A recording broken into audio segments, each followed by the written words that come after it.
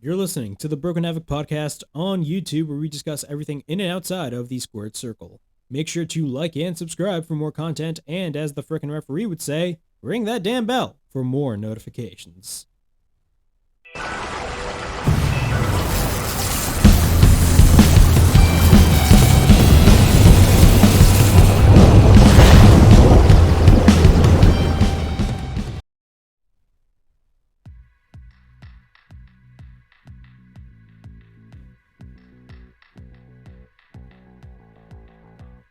What's up, everybody? It is Broken Havoc here, right here on the Broken Havoc podcast, here to review SmackDown from January 7th, 2022. Oh, I'm finally back discussing SmackDown. Yeah, I haven't been reviewing SmackDown for the past couple weeks.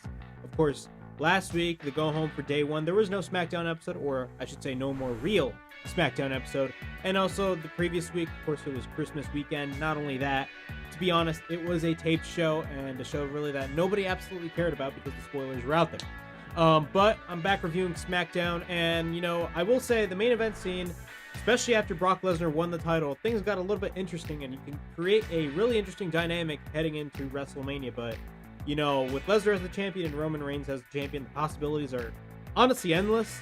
But to be quite honest, WWE really don't give a damn because they will always find a way to mess it up. But what are my overall thoughts on SmackDown? To be quite honest, SmackDown was not really that good of a show. Really, to be honest, the only things that were interesting on the show was really Roman Reigns, Brock Lesnar, and Paul Heyman. And that's really it.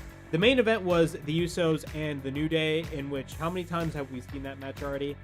They've done this match so many different times to the point where I'm just like, okay, I honestly do not care anymore. That's just the honest to God truth. Like, to be 100% honest with you, I just did not care at all anymore. Literally, the majority of the show was just flat out boring. We did find out who Roman Reigns' opponent is going to be at the Royal Rumble later on this month. It's going to be Seth Rollins, and I'm going to give you guys my thought on that. But yeah, let's get into the review. But before I get into the review, make sure to watch my Dynamite and Rampage reviews. That's actually all in one video.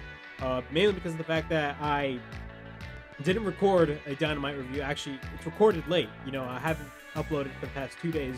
So I uploaded Dynamite and Rampage all together in one video. So go ahead and check that out. And also be on the lookout tomorrow for my Battle of the Belts review, because I'm going to give you guys my thoughts on that, because Battle of the Belts actually just finished.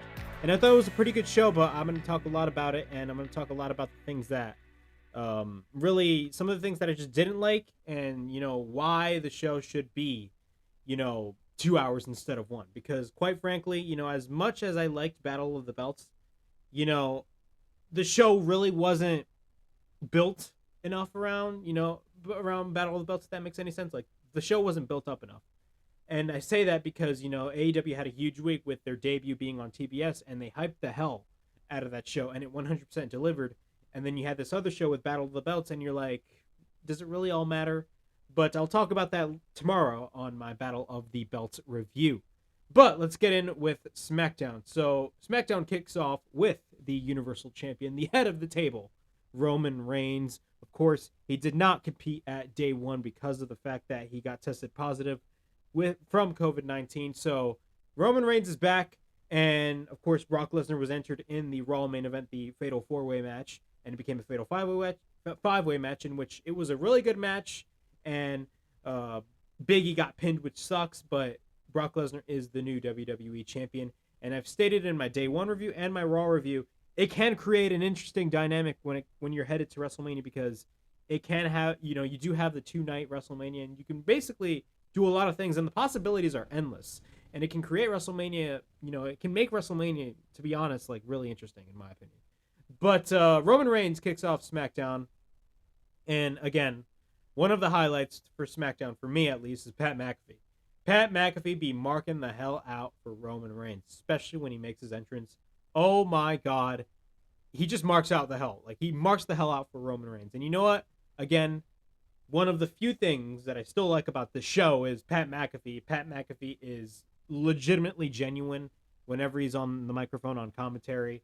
And I grew accustomed to Michael Cole. Michael Cole, yes, he sometimes can be repetitive, but that's because of the fact that he has Vince McMahon in his ear. But Roman Reigns cuts a promo. he basically states, he tells New England to acknowledge him. So where does he begin? He misses 1 week and everything just falls apart. But when you're in isolation, you do a lot of thinking. There's so many things he wanted to do and say. So many people he wanted to see. But there are two people in particular in which he does not want to see again. That being Brock Lesnar and Paul Heyman. So then all of a sudden, what happens? Brock Lesnar, the WWE champion, comes out. Paul Heyman also comes with him as well. Paul Heyman gets the microphone, but Lesnar gets the mic and goes to Reigns' face. So both have a face-to-face confrontation. He introduces himself, and basically Lesnar does Paul Heyman's line, the reigning, defending, undisputed WWE heavyweight champion of the world. You get the idea. Brock Lesnar, you get the idea again. He asks Roman Reigns to acknowledge him and says that they both got what they want. Why don't they give the people what they want? It's actually really funny when Brock Lesnar says that, because of the fact that now Brock Lesnar is a babyface. And I'm not going to lie, I really enjoy the Brock Lesnar babyface dynamic. I'm just really enjoying his babyface character, to be quite honest with you. His babyface character has been spot on, and I've been more invested in his babyface character rather than his heel character. And I've always been a fan of his heel character. He never said anything as his heel character. He always had Paul Heyman on the microphone. And I feel like, Brock Lesnar having the microphone at some points during any segment, especially now when he's a babyface, it creates some interesting television, in my opinion. And I'm a big fan of Brock Lesnar as a babyface. So basically, Brock Lesnar proposed a title match, champion versus champion. Reigns says it's a good idea, but it's not his idea. You gotta love heel Roman Reigns, bro. He the simplest shit can be like the best. Like the simplest lines can literally be the best lines for Roman Reigns. It's a good idea, but it's not my idea. Like, that's the most simplest line ever, but it's so powerful because how intense and crazy Roman Reigns is as a heel now. Reigns says that this is his show, and he does what he says on his time. And on top of that, he calls Paul Heyman trash. Then all of a sudden, what happens? Heyman looks at him with a weird-ass face as usual, and what happens? Heyman just goes on a rant, says he loved him, he was his tribal chief, all that stuff, and then Lesnar looks at him like, dude, what the fuck is wrong with you? And then what happens? Then all of a sudden, Lesnar just tells Paul Heyman to shut up, and then Reigns tells Lesnar not to talk to him that way. So then at this point, Lesnar is basically bossing Paul Heyman around. And then Heyman just tries, Lesnar and Reigns just go at each other. But then Heyman tries to come in the middle of it. But what happens? Out of nowhere, Reigns hits a Superman punch on Brock Lesnar and the segment ends. So, all right. Again, the many different scenarios that can come out of this. Lesnar did tease a champion versus champion match. And if he mentions it months before WrestleMania, for a fact it's probably going to happen. And I do see a champion versus champion match happening in one of the WrestleMania nights. I think it's the best way to do it. And, if you're taking advantage of the 2-night WrestleMania, the possibilities are endless. And again, it creates an interesting dynamic. You can do a champion versus champion match. You can have Reigns and Lesnar fight different opponents on night 1. And then on night 2, they can face each other if they eventually have their respective titles. They can do champion versus champion on night 2. Again, it's interesting, and it makes WrestleMania fun, to build up to. But this whole Paul Heyman thing, everybody knows where this is going to lead to. Paul Heyman is eventually going to turn on Brock Lesnar. The Brock Lesnar and Paul Heyman reunion of sorts is not permanent. It's temporary. Definitely, I do believe either at probably, Lesnar is facing Lashley at the Royal Rumble. Maybe is that the case where Lesnar is getting turned on, Paul Heyman turns on Brock Lesnar? Who knows? I mean, again, the possibilities are endless. But I definitely do see Paul Heyman turning on Brock Lesnar. It's just rightfully so because, quite frankly, I think it's really stupid to, permanently just separate Roman Reigns and Paul Heyman and just have them be against each other now. I think it's kind of a stupid thing because of the fact that Paul Heyman and Roman Reigns just worked so well together. And, Roman Reigns, with Paul Heyman by his side, ever since he turned heel, his mic work was 10 times better. He's been more genuine, and you really don't have that sense of, over scripting as like babyface Roman Reigns did when they were pushing him like crazy back in 2015, 16, 17, 18. But again, this whole Paul Heyman and Brock Lesnar reunion thing is only temporary. It's not permanent. And I definitely do see Paul Heyman turning on Brock Lesnar. We got a backstage interview with Sami Zayn. He says it's been over a year since he was robbed of his IC title. Basically just goes on a rant about this whole stupid-ass conspiracy theory crap. I'm really over that, to be quite honest with you. Says Boogs is a gorilla with a guitar, and says Sami Zayn, that being him, he says that he basically puts himself over and calls himself a master strategist. Then he meets up with Johnny Knoxville. Yes, Johnny Knoxville, the guy from Jackass. Of course, they're coming out with Jackass Forever. I don't know when it comes out, but I'm definitely watching that in theaters. I love Jackass. Again, I've stated this in my previous reviews. It's funny when, sometimes stupid shit, like when someone does some stupid, like it pisses me off.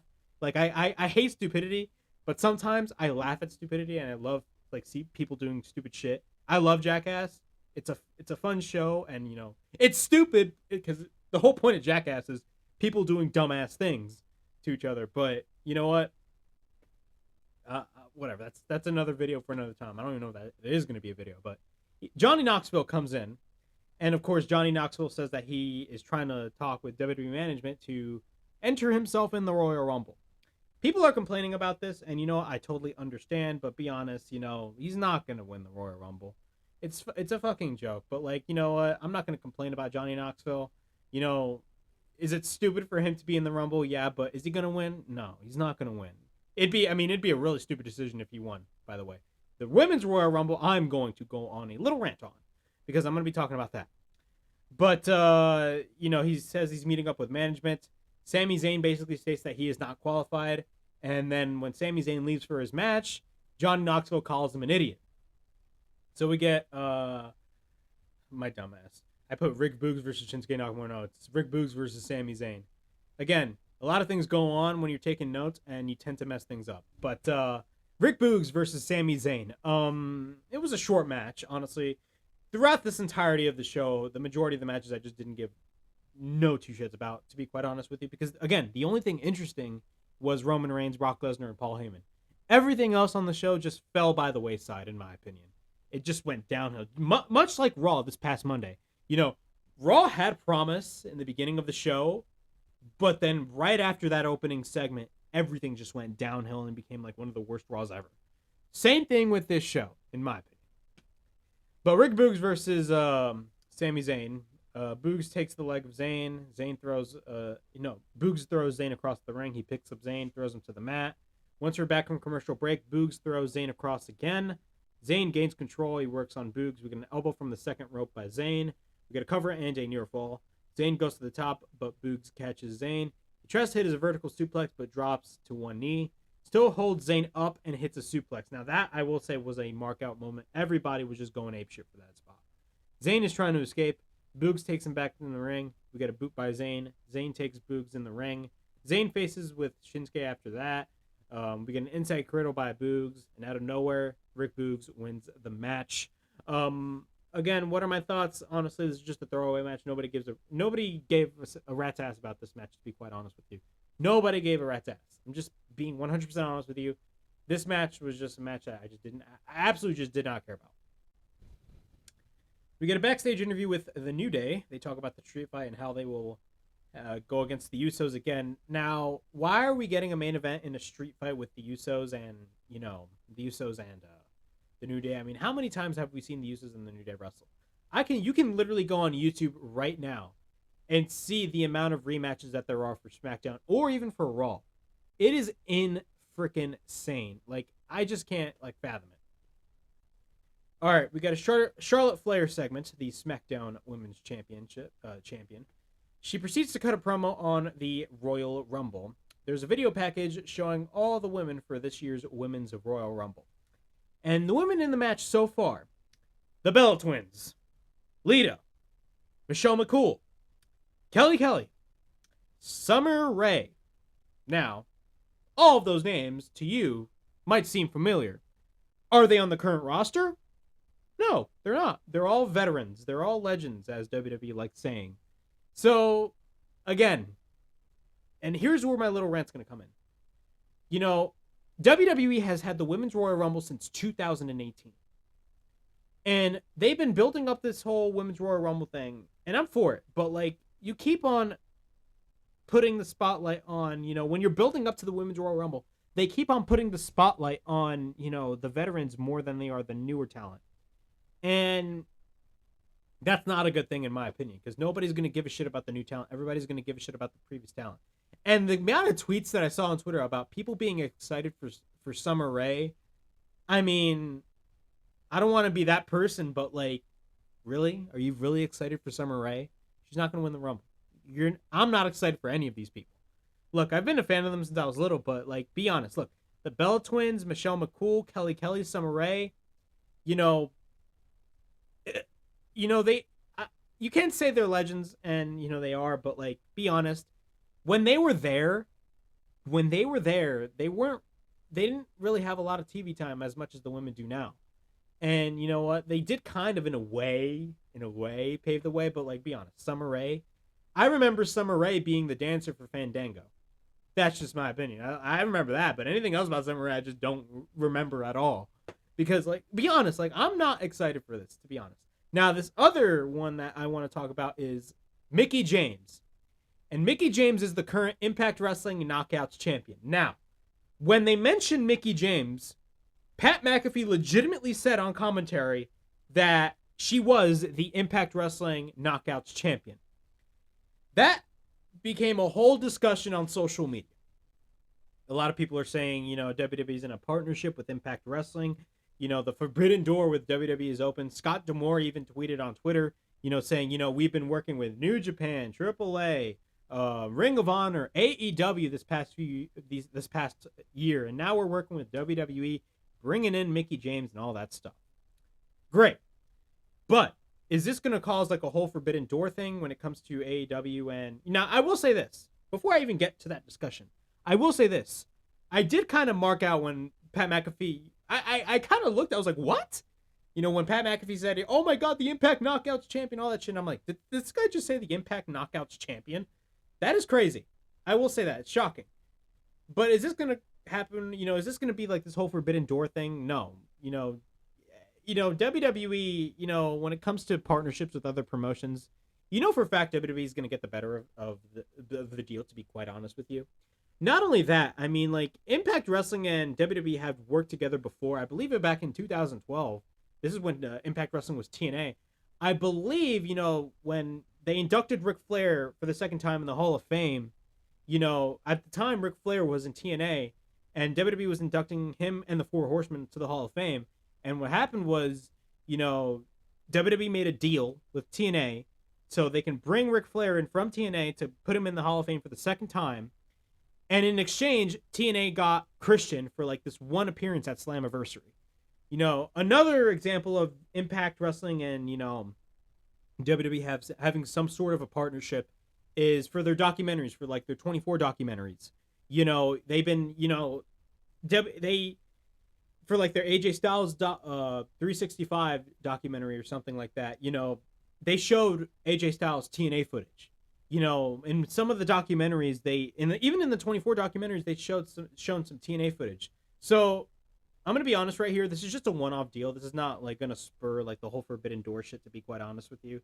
It's not, you're not going to see like, the whole Impact roster at the Royal Rumble. You're not going to see it. It's just a one-off deal, and that's it. And look, I will say this. I did kind of mark out and like say when Pat McAfee had name dropped the Impact Knockouts champion. But then I was thinking about it, and, it's not really that big of a deal. I mean, it kind of is, but it isn't, because it's only a one-off deal. This is not going to spur anything. And to be honest with you, AEW and the Impact partnership really didn't go anywhere. I mean, Kenny Omega was the champion. Christian Cage was the champion. But to be honest, they really didn't go anywhere anyway. Same, with WWE, this is not going to go anywhere. This is not going to be, this whole big deal, to be quite honest with you, in my opinion. And not only that, Mickie James, she was very vocal about the WWE, because I believe she was one of the people that got released, and she does have heat with Bruce Pritchard. And, Nick Aldis has been talking about those stories about him having heat with Bruce Pritchard when they were both in TNA back in like 2014 and all that stuff. you guys know the story about that. You know, they've had heat. So like, why is Mickie James coming back? That is kind of questionable to me. But you know, we'll see what plays out. Hard to Kill is actually happening at the moment, so she is wrestling Deonna Purrazzo, I believe, at the Hard to Kill pay-per-view. I didn't watch the pay-per-view, but I heard a lot of crazy things were happening at that show, and you know, who knows what can happen. She could easily drop the Knockouts title to Deonna Purrazzo, but I don't think that's going to be the case. I mean, why? I mean, they name dropped Mickie James as the Knockouts champion, and if you look at the section on the superstar list on WWE.com, they do list Mickie James and they do list her as the Knockouts champion. But again, is it going to go anywhere? I do not think so. WWE doesn't really work well with other promotions. They just want to be in their own little bubble. And you know what? It's a damn shame that they have to bring in all these veterans. Now for the men's Royal Rumble, it's kind of different, but like they still bring in some legends as is like a surprise entrance. But again, in this case, you know, WWE is building up the Royal Rumble as like, oh my god, all these legends are going to be there. But what about the younger talent? You know, focus on them instead of the legends, in my opinion. You know, they released all these people, and what happened? You know, it's not. You know, I'm just saying. You know, focus more on the young talent, and that's all, and you'll have a good Royal Rumble. But to be quite honest with you, WWE doesn't want to build for the future, and all they do is focus on nostalgia. You know, we all hear those stories whenever Raw hits their lowest rating ever. You know, what happens? They bust out Legends Night, and then they bring back all these freaking legends. So, to be quite honest, you know, I'm just saying it's not really interesting. But then after that, you know, Charlotte Flair says that she's going to enter herself in the Royal Rumble, and then when she wins the Royal Rumble, she's going to choose somebody of her choosing. Then what happens? Naomi comes out. She says she doesn't have to wait to WrestleMania to face the champion of her choosing. She can choose to face her and put the title on the line right now. Charlotte says that she doesn't know what she thinks she has done recently to deserve a match with her. Naomi says that she knows she's done this and then slaps Charlotte Flair. Charlotte gets taken to the outside. Once we're back from break, what happens? We got Charlotte Flair versus Naomi in an unannounced match. All right. Naomi, I'm going to take a couple notes on the match. Naomi's on the top. Charlotte with a boot taking Naomi outside the ring. We get a kick to Charlotte on the side of her head. We get a blockbuster or a reverse cutter by Charlotte. Or I believe it was, no, by Naomi, I should say. Then Sonya Deville comes out and says the match can't be won by countout. Then Charlotte attacks her from behind. We get a crossbody by Naomi. Then Naomi tries to go for the hip attack, but Charlotte counters into a roll-up and a near fall. Charlotte then applies the figure four. Naomi goes to the bottom rope to force a break. Then Sonya Deville comes out. Then she says she can't win this match via disqualification. The only way to win is by pinfall or submission. Then Charlotte misses a boot. We get a kick by Naomi. We got a sunset flip attempt by Naomi. Then Charlotte goes for repeated stomps. Charlotte works all over Naomi. Charlotte goes to the top, misses a moonsault. Hits a standing moonsault. We got a cover and a near fall. We got a roll up by Naomi and a near fall. Charlotte misses a boot. We get a couple of forearms by Naomi. We got a double boot by Charlotte and Naomi. So a double boot. They both hit each other. Both are down. Charlotte picks up Naomi, but Naomi plants her to the mat. We get a cover and a near fall. Naomi tries to go for the split-legged moonsault, but Charlotte catches her. Hits the natural selection cover, and Charlotte wins the match. Honestly, this was not a bad match, but to be honest with you, having Charlotte, you know, be in the Royal Rumble, do I think she's going to win? Knowing WWE, they're probably going to book her to win, but I don't know. To be quite honest, I'm not really as interested in the Women's Royal Rumble this year as I was. Just because of the fact that they're bringing all these veterans. I mean, focus on the younger women that, you know, are on the roster, on the active roster. One of the reasons why WWE sucks so much is that they keep on relying on you know, veterans. And it's so funny how, like, you know, they be, you know, wanting this edict of, oh, we only want people that are like in their like early to like mid 20s to like hire, and they're firing all these people in like their early 30s, yet they're bringing all these women that are in their 40s to be in the Rumble. I mean, like, the lack of logic right there is ridiculous. Here's a segment that I don't want to talk about. Madcap Moss and Happy Corbin. Happy Talk, one of the worst segments, if not the worst segments in the history of this business. Happy Corbin and Madcap Moss do not generate heel heat. They generate go-away heat. Corbin says that Drew McIntyre is here in the building. What happens if Madcap Moss comes out disguised as Drew McIntyre, mocks McIntyre, mocks his mocked his voice, all that crap, whatever. And then we get Madcap Moss versus the Viking Raiders, a match I just do not care about either. Happy Corbin misses a boot. Ivar misses a boot. Eric tags in. We get a shotgun drop kick by Eric, then takes Ivar to the corner on Corbin. We get a cover into near fall. Moss is legal. He works on Eric. Moss catches Eric. He hits a fall-away slam. Then Corbin tags in, works on Eric. Eric tries to fight back. Moss tags in and works on Eric in the corner. We get a knee by Eric on Moss. Corbin then takes Ivar to the post. Moss hits the punch line. That's his new finisher. We got a cover, and Madcap Moss and a Happy Corbin win the match. Again, look, Madcap Moss is good in the ring. He has good in-ring skills, but to be honest with you, Happy Corbin and Madcap Moss are arguably one of the worst things on WWE TV right now. It's completely unwatchable. Absolutely unwatchable. Roman Reigns is sitting in his room, and Adam Pearce comes in. Pearce says he has chosen his next opponent. And then basically Roman says, he tells Adam Pearce to leave, and he let him watch his brothers fight the New Day. The New Day versus the Usos for the SmackDown Tag Team Championships. This was a whole, to be quite honest, I didn't care a lot about this match either, because of the fact that we've seen this match just at day one, like recently, last Saturday. So what was really the point of me caring about this match if I already saw the Usos beat the New Day? Bro, we've seen the Usos and the New Day wrestle so many freaking times since like 2017. Not only that, they've been wrestling on SmackDown for the past like few months. Like, why are you booking this match? You're booking freaking rematches that I don't care about. Stop with these repetitive ass rematches, bro. We've been seeing this for months. Let me put the echo up. We've been seeing this for months. Literally, stop with this bullshit. We've seen this for months. Please, stop with these damn rematches, for God's sakes. All right, yeah. I've said it.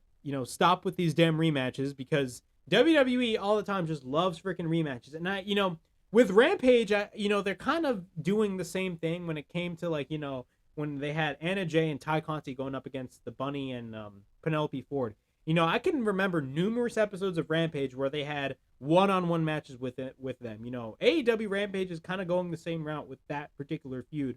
But the reason why I give AEW a little bit of a pass is because of the fact that I know for a fact that, they're going to go away from that. Not only that, WWE does this with both of their shows, Raw and SmackDown. Rarely on Dynamite, you barely see any rematches.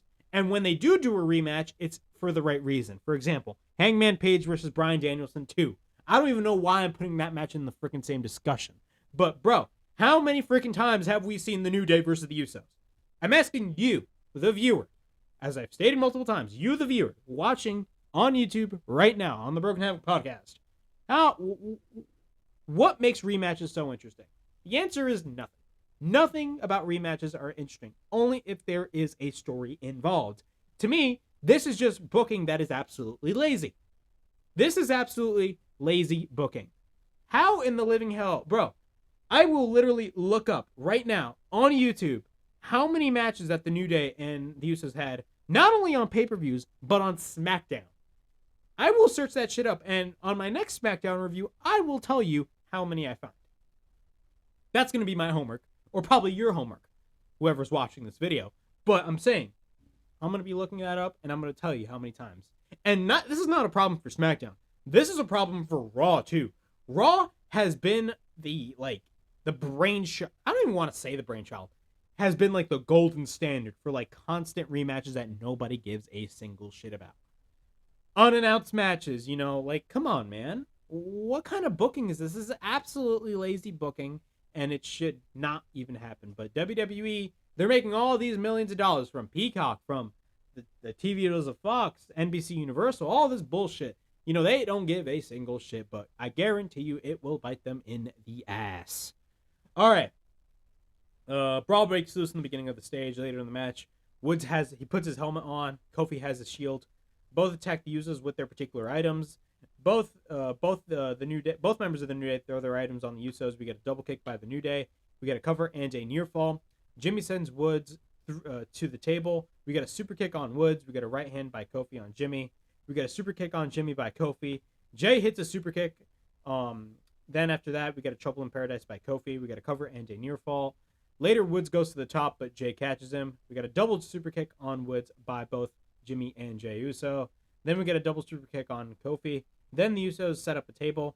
The Usos then hit a 3D on Kofi through a table, and the match is over. I didn't state everything that happened in the match, quite frankly, because of the fact that I wasn't interested, and because of the fact that there's so many freaking rematches that we see every goddamn week that it's just, again, what is the point of me taking notes? There's no point of me even watching the damn match because of the fact that we see the same shit every single week. Yeah, I'm putting the echo on. Because of the fact that this pisses me off all the freaking time. Please stop with the bullshit rematches. Please. All right. So yeah. But yeah, that was SmackDown. Actually, no, I forgot to mention one little thing. So after the match, by the way, this was a title match, by the way. I completely forgot to mention that. This was a SmackDown Tag Team Championship match. So again, this is a rematch. Roman Reigns is backstage and finds out who his opponent is for the Royal Rumble. How he does?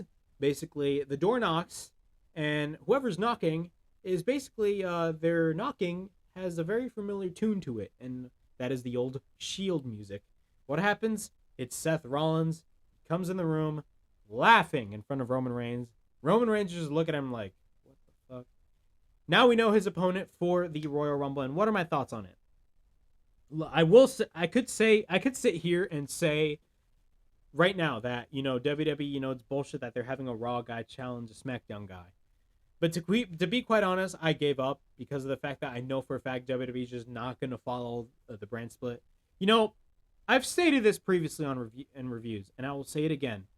WWE do not know how to utilize a brand split. They don't know how to formulate a brand split. They don't know how they don't know how a proper brand split works. They do not know how to operate two different brands.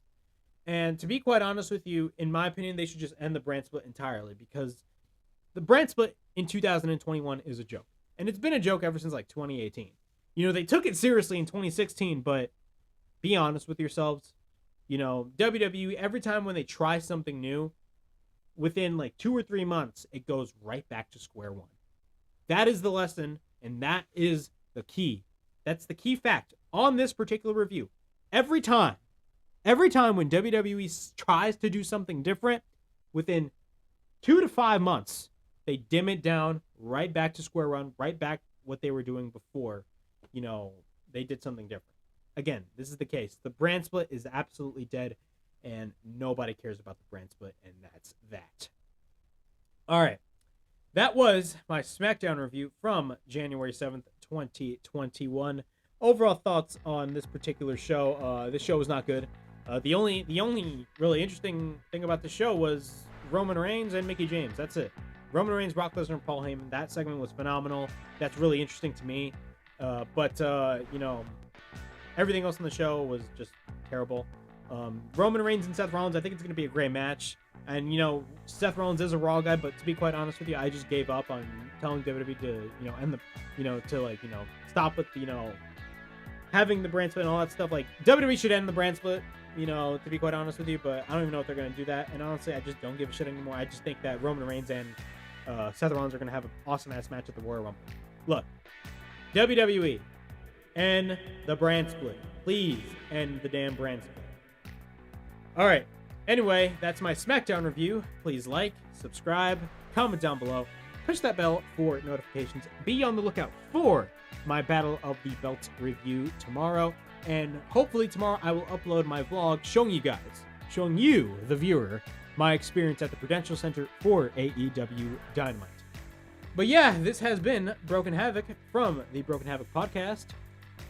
Signing out.